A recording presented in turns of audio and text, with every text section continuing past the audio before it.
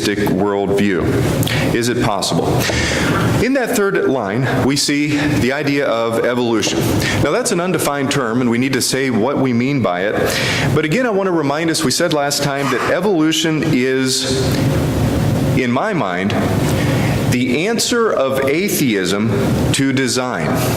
That is, it's what's put forth by atheists to explain complex life, complex arrangement that's required to produce life and to make life possible. That is what the role that evolution plays, the theory of evolution. Okay? So as we jump into this, we want to say a lot about the theory. We want to define it, put it in perspective, and then look at how it supposedly works, okay, to have some idea of how things progress under the theory. But before we get to that, I want to look at a brief bit of perspective, and this is biblical perspective, on the idea of evolution. I want to make a quick point before we get into some of the details. Go in your mind, if you will, back to the very beginning, when Adam and Eve are the only living human beings on the planet. The only living human beings on the planet. There are two of them. They lived in the garden with God. They knew God. They talked to God. God walked with Adam and Eve in the garden.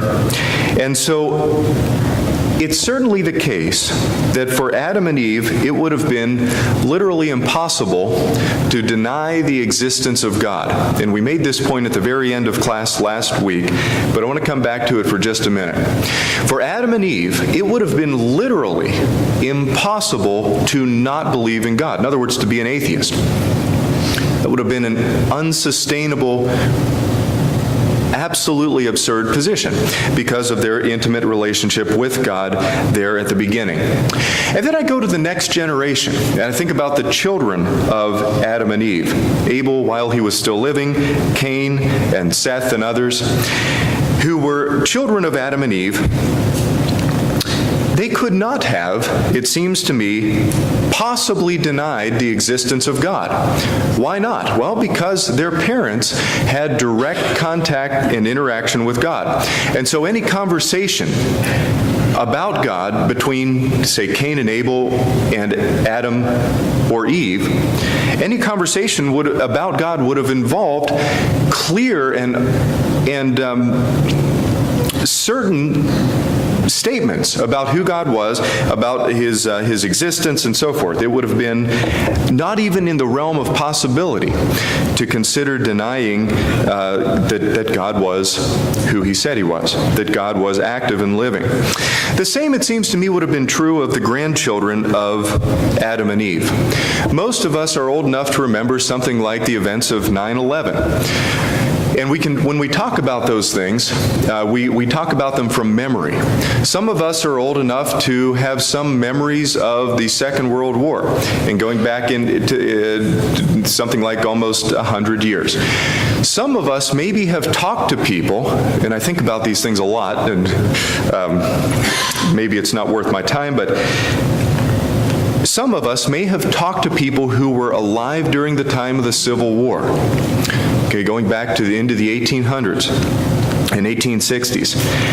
These events of history cannot be denied by anyone. So some of us are younger than the events of 2001 with the bombings by terrorists in New York and so forth. And so we don't remember that from direct experience, but we can talk to people who have direct memories of those events.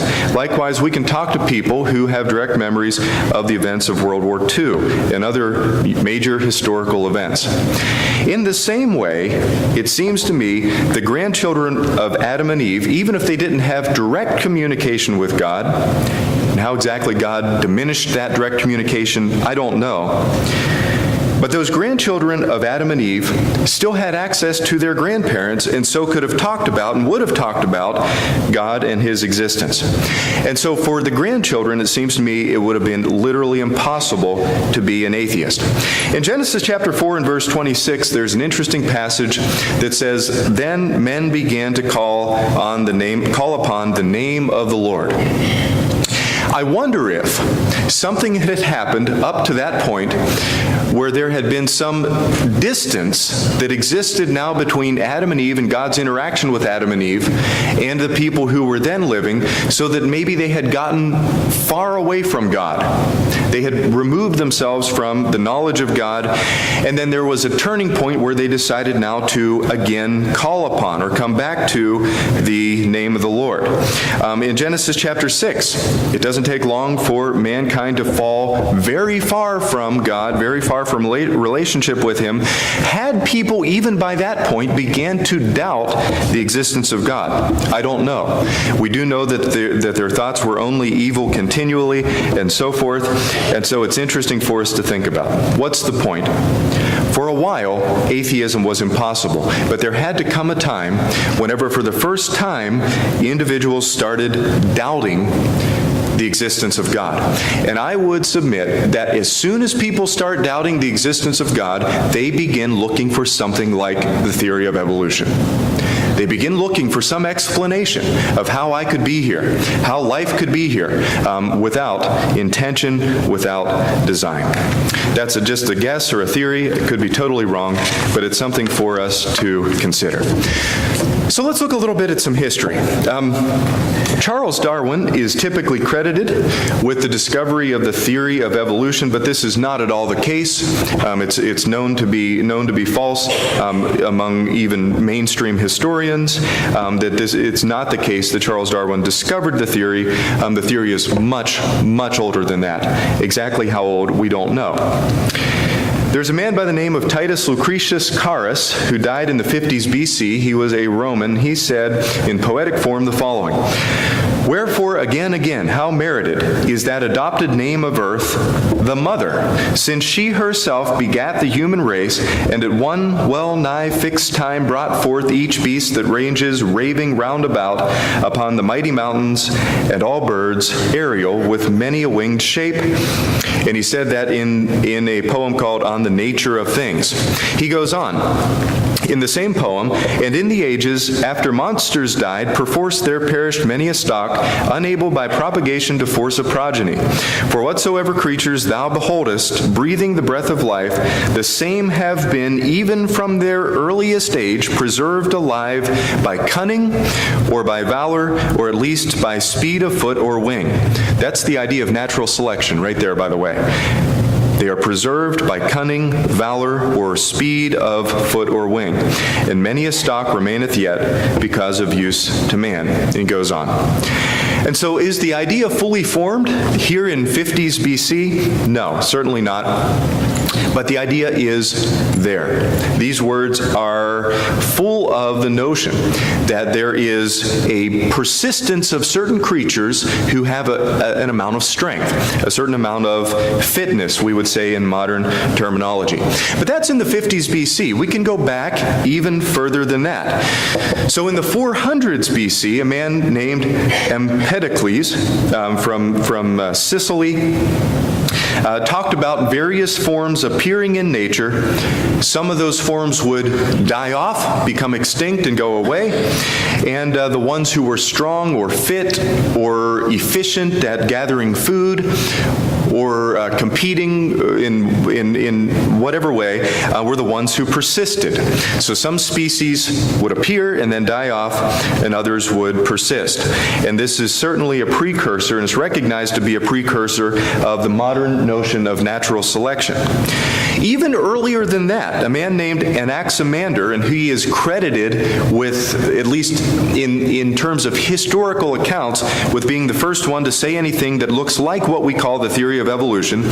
Anaximander died in the 540s BC, and a historian of science and technology, Brian Bunch, in book History of Science and Technology, Brian Bunch is his name, he says Anaximander formulated a theory on the origin and evolution of life. He believed that life originated in the sea from the moist element, and that's a translation of Anaximander's words. A moist element was the source of life, which was evaporated by the sun. The presence of shells and marine fossils was for him the proof that the sea covered much of the Earth's surface. He postulated that humans must have originated in the sea and have originally resembled fish. This is in the year something like 500s, the 6th century BC. Thousands of years, literally, before the time of Charles Darwin, who is credited with these ideas. Now, it's certainly true that Charles Darwin is the modern face of the theory of evolution. The current theory of evolution is called the Neo-Darwinian synthesis, which obviously bears his name and is based on substantially on his ideas. Charles Darwin, in the 1830s, traveled across the world. He took a world tour as a naturalist interested in studying various plants and animals. He collected specimens along with his crew.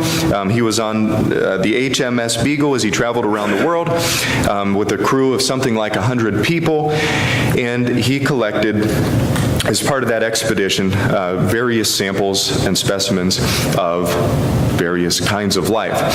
In the 1850s, he wrote a book called On the Origin of Species by Means of Natural Selection. That's only part of the title, but that's the idea. It goes by Origin of Species, and he published that book, and it became instantly sensational hit.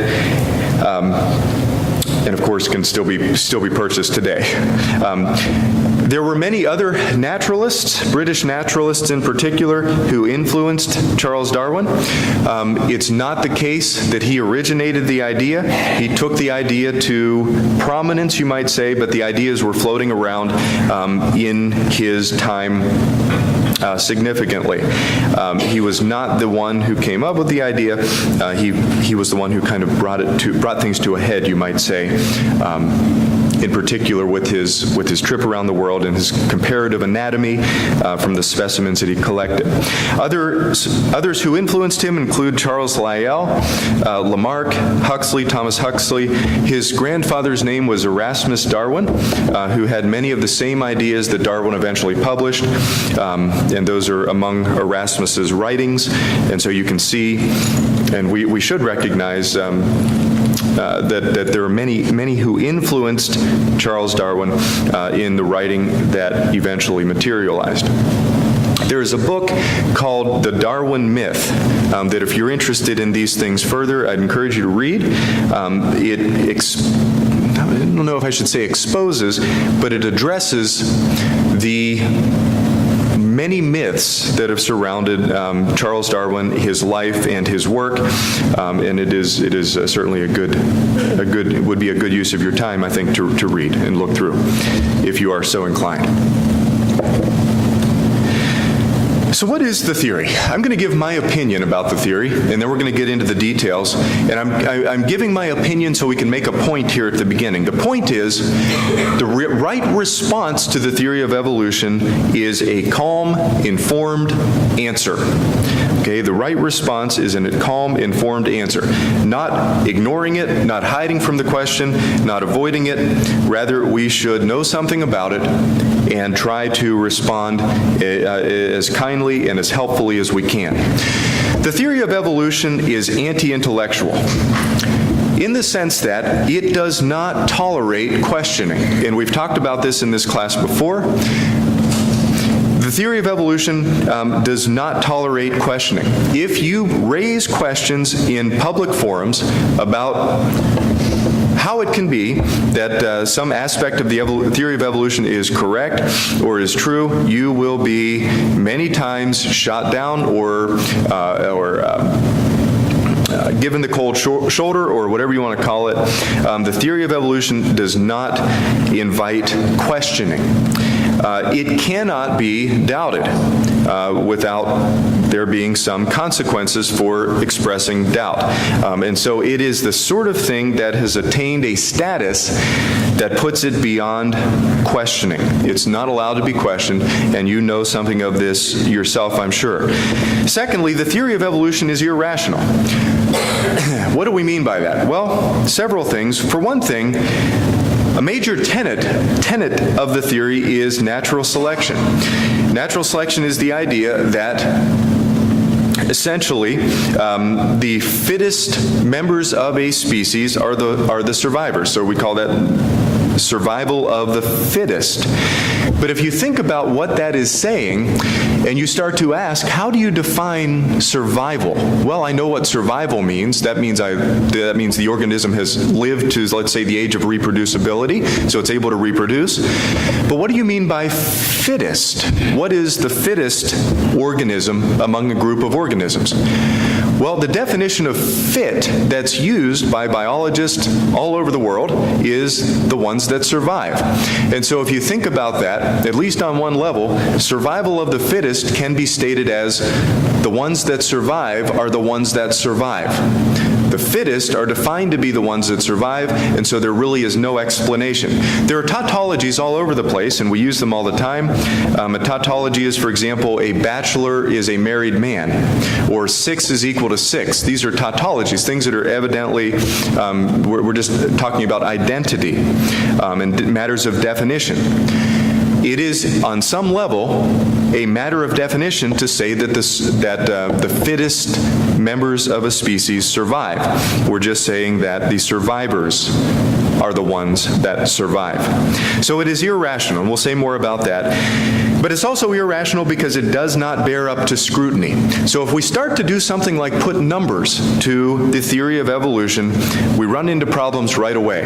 One scientist asked the question, how many morphological changes would be required to go from a whale-like mammal, breathes oxygen, okay, has to come up to the surface for air, and then submerges again, a whale-like sea-bound creature, how many morphological changes for that to become something like a land-bound mammal, something like, let's say, a raccoon? How many morphological changes to go from a whale to something that can now breathe with lungs in the standard way on land? How many changes? Can you give me a number? Would it be 100 changes? Would it be 1,000? Would it be 50,000? Would it be 100,000 morphological changes that have to take place to go from a whale-like mammal to a ground-based, land-based mammal? No one will touch that question. They won't even address the question because the answer is staggering. The number of changes required for such a transition is staggering. And so it does not bear up to scrutiny. Again, I'm not supporting any of these claims, I'm just making them. But I'll say now, the theory is irrational. Third, the theory of evolution is very popular. Now, I want to make a quick point here about what's in parentheses there, the idea of being publicly bold. People who are proponents of the theory are publicly very bold. I'm not so sure that they are as bold in private.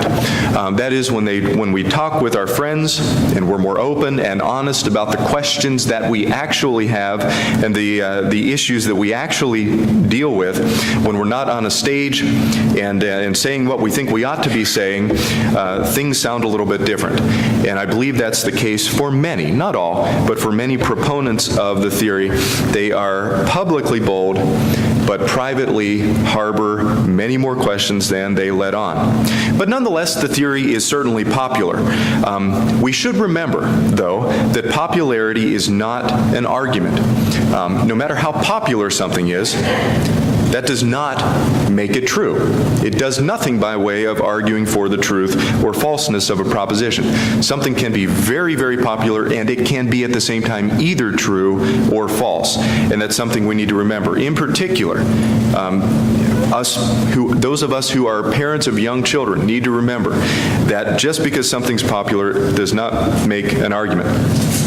Many times our children will run into popular notions, popular ideas that are false. And so somehow we have to prepare them to address that incongruity or apparent incongruity, that something can be popular and at the same time false. How do we do that? I don't know, but we need to work toward that end. And finally, the theory of evolution is, again, this is my opinion, but it is a fairy tale. It's a fairy tale for adults that does not even begin to explain what it sets out to explain, the progression of the addition of tremendous amounts of complex functional information into the DNA to enable an organism to live and survive. It is a fairy tale. Nevertheless, we cannot ignore the theory of evolution. We cannot pretend like it doesn't exist.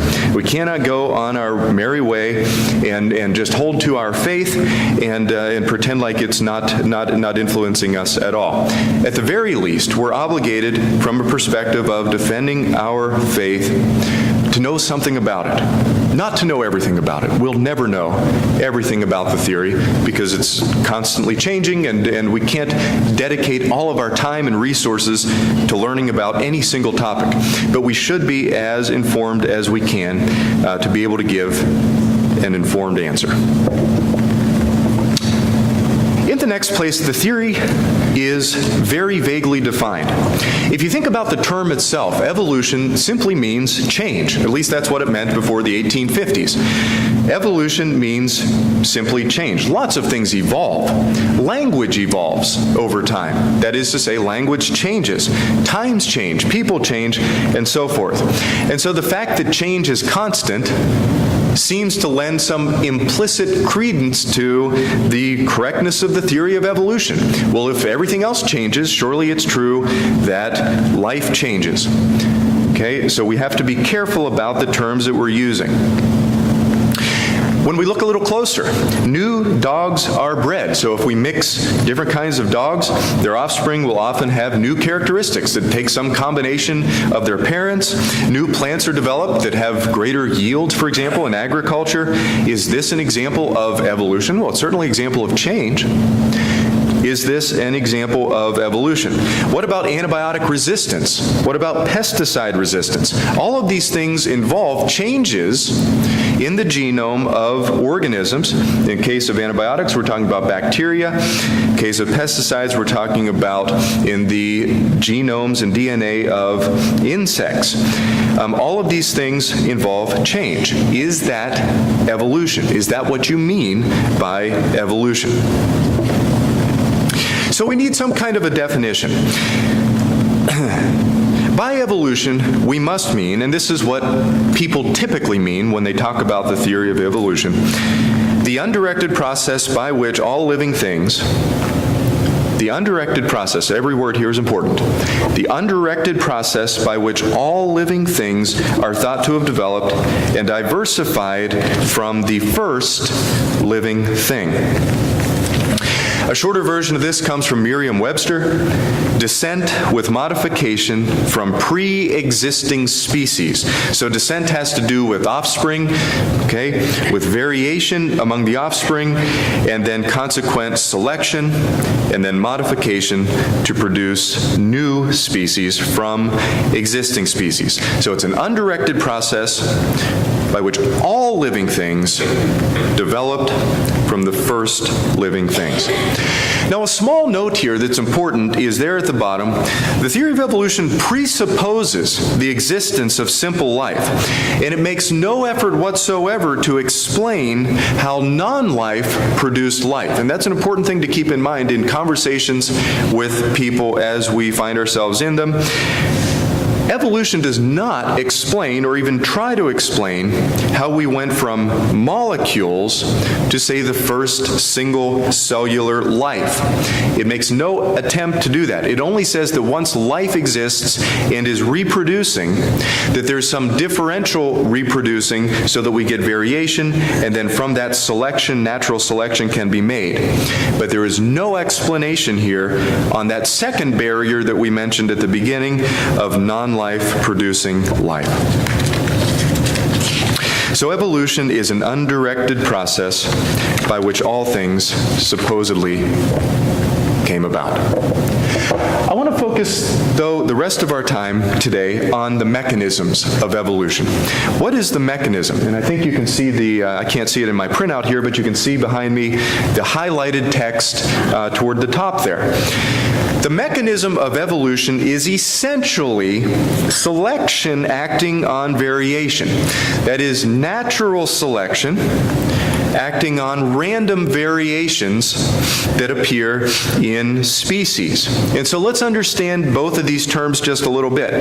In the first place, and again, this is the modern perspective. Darwin would have said something slightly different because Darwin lived before the discovery of DNA. So we're going to update what Darwin would have said to modern times. In modern times, we say that a mutation occurs in the DNA of a reproductive cell as the DNA is being copied. And so we've talked already about how we have this string of DNA letters that represent the alphabet that gives the code on which all of life is based, in which all of life is written. And as that DNA is necessarily copied for cell division to occur, as that DNA is copied, there is an error in copying. Now remember, this is an error that is undirected, unintentional, unintelligent, random, as random can be. A random copying error is made. Now, in the DNA copying of human beings, there is on average one error made, one letter change error made for every 10 billion base pairs or every 10 billion letters that are copied. There is a single error, 1 out of 10 billion on average.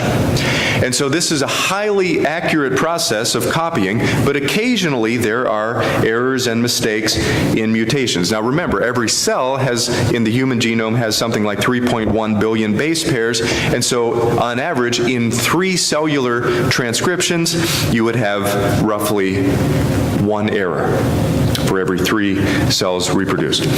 But a mutation occurs in the DNA of a reproductive cell, okay? Now, if I have a mutation in my finger, that's not going to affect reproduction, okay? So we have to have a mutation in a reproductive cell. Secondly, the new organism then has a variant set of DNA, okay? So a new organism has this mutation or this error, this copying error in its DNA. Now that DNA is the instructions on which that organism will be built, and so it will be built differently. Okay, you have the original DNA, the copied DNA with an error somewhere, let's say, and now that copied and that error-prone copy of DNA will be used by the organism to build the parts of the organism. If the variant then, evolution says, if the variant is beneficial, if it's better in some way, if that error happens to give a benefit to the new organism, it will be selected in the sense that it survives to produce offspring. Okay, it will survive, it will maybe be better at gathering food, or maybe it will be better at fighting off predators, or maybe it will be better in competition in some other way, and it will then be selected just by the environment. Not by any intelligent selection, but it will be selected by the rigors of the environment. Okay, so let's illustrate this briefly, and we'll give 2 quick examples. This is evolution in the ideal. Okay, this is the kind of story that you hear in Evolution 101 at university or in high school, wherever you may be. This is the kind of story that's told. And this is off the top of my head. You could think of a better example, and there are countless examples of similar things, of just so stories that explain how evolution takes place. For example, imagine an eagle, and the claws of the eagle are under consideration. In, say, a nest of eagles, there is a variation in the size of the claws. Some are a little bit longer, some are a little bit shorter among the offspring, and so this is just something of a variation, right? How do you explain the variation? Well, to explain the variation, you've got to go back to the DNA, because the DNA is what built the organism in the first place. But let's leave that aside. Let's just say there is variation, and some claws are longer than others. The larger clawed birds, then, we can reasonably understand, would be maybe more often likely to capture and grasp and hold on to their prey as they swoop down and grab it, and they can hang on to it better with that better talon, better claw. I should have said talon, right? Sorry, I'm noticing that just now. So they grasp their prey better than others. On average, then, they more often are the ones who survive to reproduce because they have better access to food, and so they're better able to survive. Well, the ones that survive are the ones who will be reproducing. And so their offspring, the story goes, will then have larger claws themselves, and so that larger claw characteristic will become predominant, especially if there's competition for food. Okay, if there's limited resources available and lots of eagles live in a particular area, the ones who are best at getting food will get the food, and then the other ones will be left out hungry and less therefore able to reproduce. Okay, and so there will be competition for limited resources. The ones with the advantage, the survival advantage, will be the ones who are more likely to reproduce. What does that mean? That means, on average, in the long run, talons get larger because these are the successful animals. That's the ideal. There are hundreds of stories like this. This was not a picture drawn by Charles Darwin, although it's a part of the myth of Charles Darwin that he studied finches in the Galapagos Islands. He did not. Those weren't studied. These drawings weren't made for another more than 100 years after his trip on the HMS Beagle. But this is a related story to the one we just looked at. Okay, in the 70s, some scientists kind of took the same trip that Charles Darwin did, or tried to reproduce it as closely as they could, and they noticed these finches, okay, these birds that they called finches at least. And they noticed that on different islands, different birds had various size beaks. And they also noticed that the beaks that were larger were better able to crack a certain kind of nut. And so because they were better able to crack that nut, they had better access to food, they were better able therefore to survive to the age of reproducibility or reproduction, and then they did reproduce, and they reproduced finches with large beaks as well, and so that propagated that characteristic. Okay, that's the story.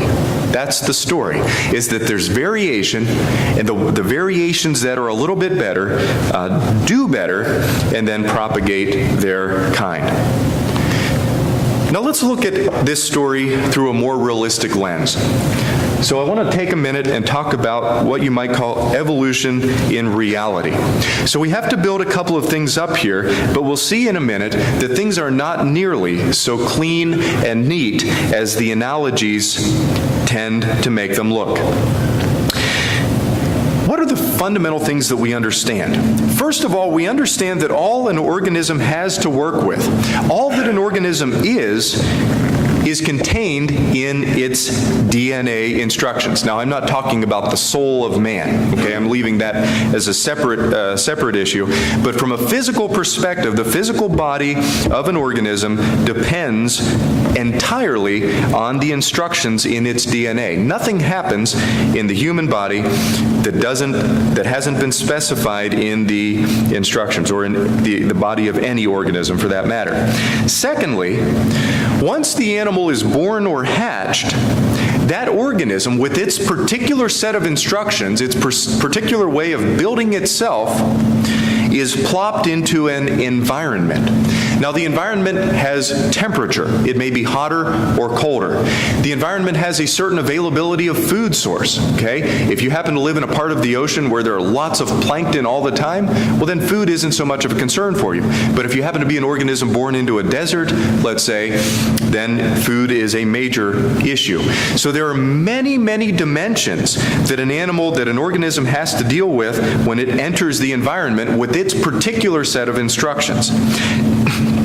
And so it enters the environment, and it has its tools, you might say, contained in its DNA.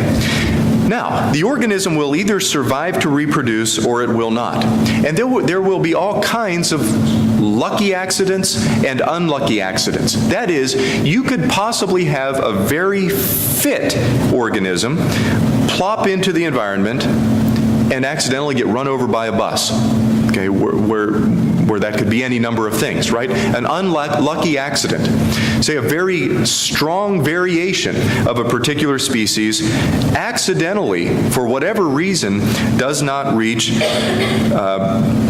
the age at which it could reproduce and pass on its strong characteristics.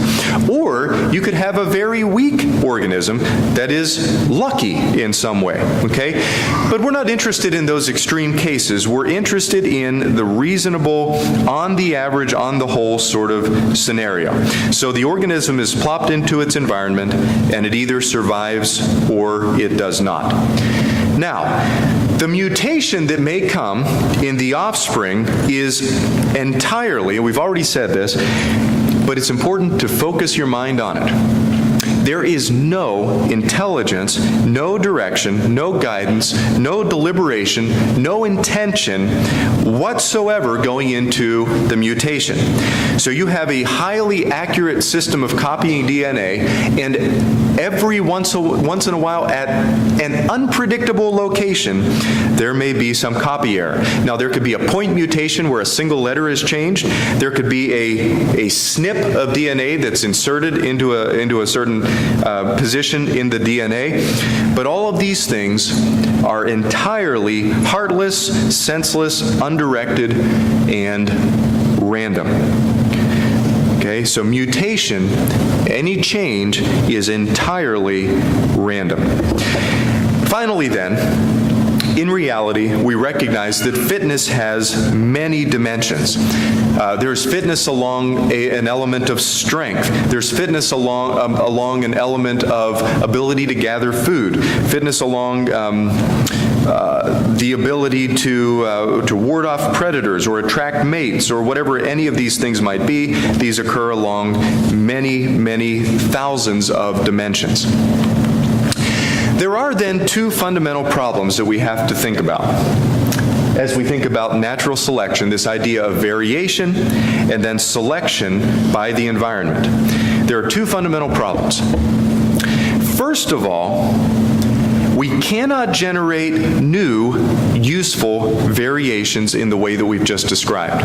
We cannot generate useful variations by randomly making a mistake in some copying process. That is not adequate to even begin to produce something that's useful. Much more often than not, what will happen is something that works will be broken by that kind of an error. And we'll say more about that later on. Furthermore, whatever variation appears has to fit in with a well-coordinated, already existing organism. That is, you have an organism with all of these systems already in place, and whatever change you introduced has to be compatible with those existing systems. You can't just reinvent the wheel without awareness of all of these other systems that exist in the organism. This reminds me, and we were almost out of time, so we'll end here, but this reminds me of a time when I had a car that started using oil. Do you ever have that happen? It burns oil. And what do? You throw it away, unless you're poor. You try to fix it, right? So I decided to try to fix it. So in the process of fixing it, I took the old water pump off. Well, so there's a whole story here. So it involved taking the engine out and putting a new engine in. But in the process of putting the engine back together, I bought a cheap aftermarket water pump, which pumps water through the engine to help keep it cool. So I bought this old water pump that I was going to bolt onto the side of the engine.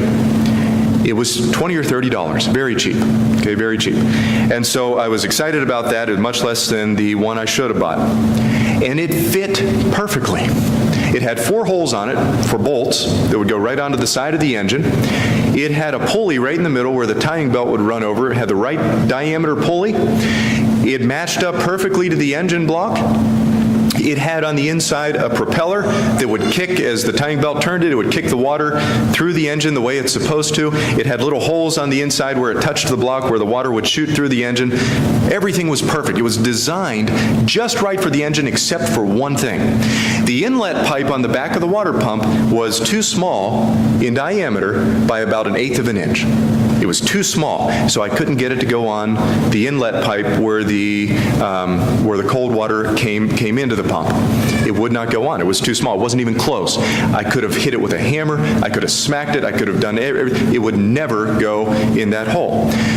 I would estimate that something like, and I've tried to count, 30 or 40 variables had to be exactly right on that water pump. Even though it didn't work, 30 or 40 of its variables were lined up just right so that it would be functional on my car. But that one problem, that one error in manufacturing, okay, this single diameter would have destroyed my engine if I had just put it together in the way that I was trying to.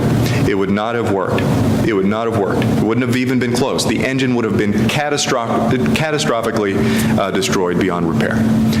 And so that's an illustration, I think, at least in my mind, of the kind of issues you deal with when you talk about coordinating with an already complex system. If you make a change in a complex system, much more often than not, you introduce problems. All right, thank you very much for your attention. We'll pick up here, carry on next week.